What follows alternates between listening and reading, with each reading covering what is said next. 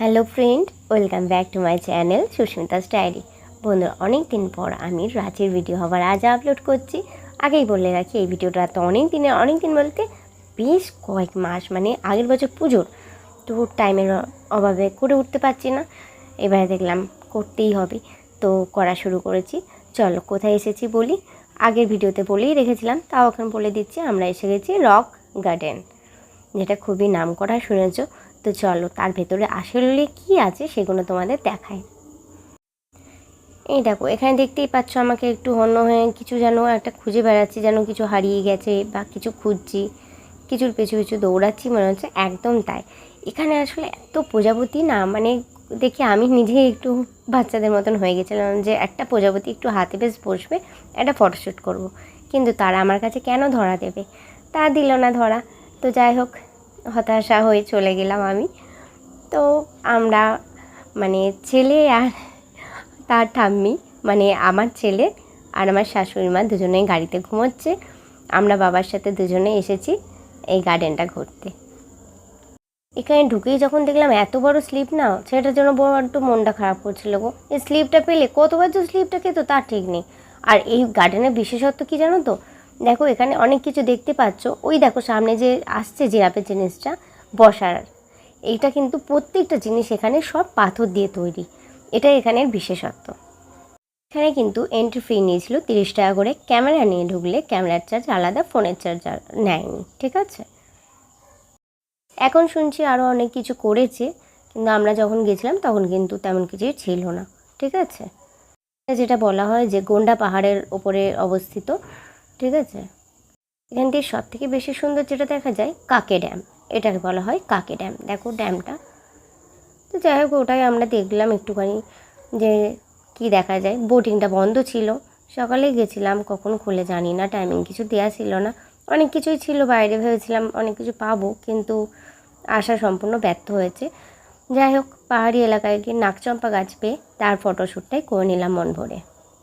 এটা কিন্তু Albert road হয়ে 4 কিলোমিটার রাস্তা। আমরা পুরো পরস্পর আসছি, আমাদের ট্যুরটা খেয়াল করলে পুরো বুঝতে পারবে। লাস্ট টাইম পুরো ট্যুর ডিটেলস দিয়ে দেবো তোমাদের।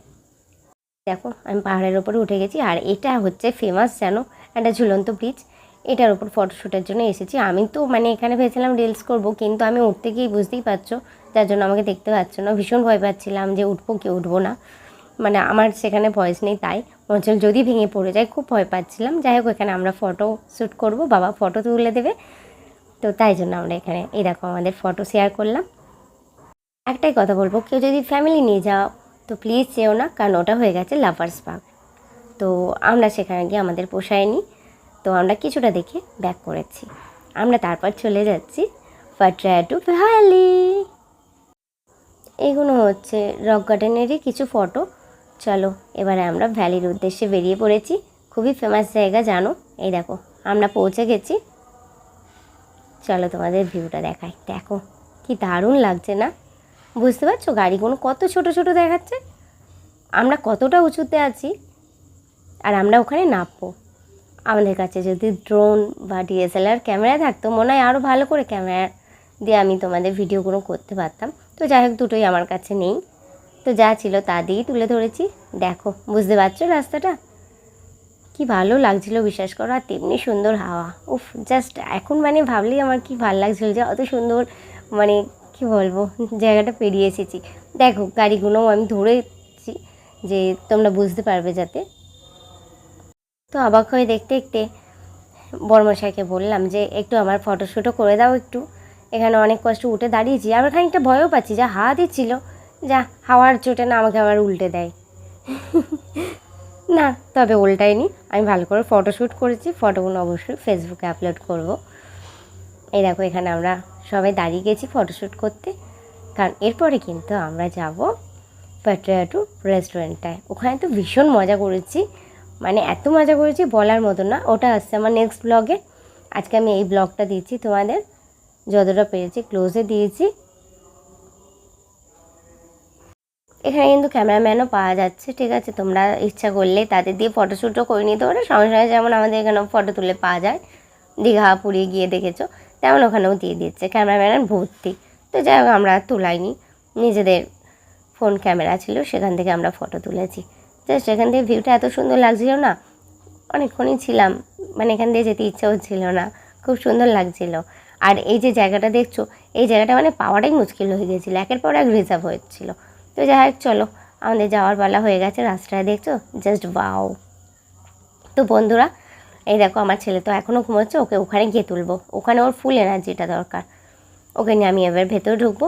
তো যাই হোক চলো, নেক্সট জায়গায় তোমাদের নিয়ে যাব, ততক্ষণ আমি যাই।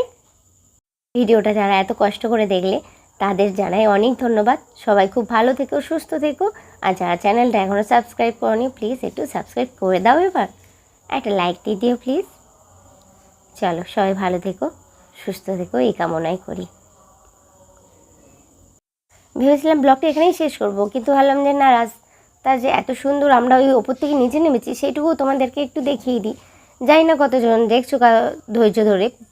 তো যাই হোক, একটা ফেমাস জিনিস সেটা আছে, সেটা কিন্তু লাস্টেই দিলাম আমি, সেটা হচ্ছে ওখানের ফেমাস ফুচকা। তো ফুচকাটা কেমন ছিল সেটা আমি নেক্সট ব্লগে বলছি তোমাদের। চলো, এই যে ফুচকা খেতে দাঁড়িয়ে গেছি, ফুচকা খেয়ে আমরা ভেতরে ঢুকে পড়বো, তারপরে ব্লগে একদম জমে যাবে জাস্ট। চলো এবারে আমি ফাইনালি এলাম, টাটা।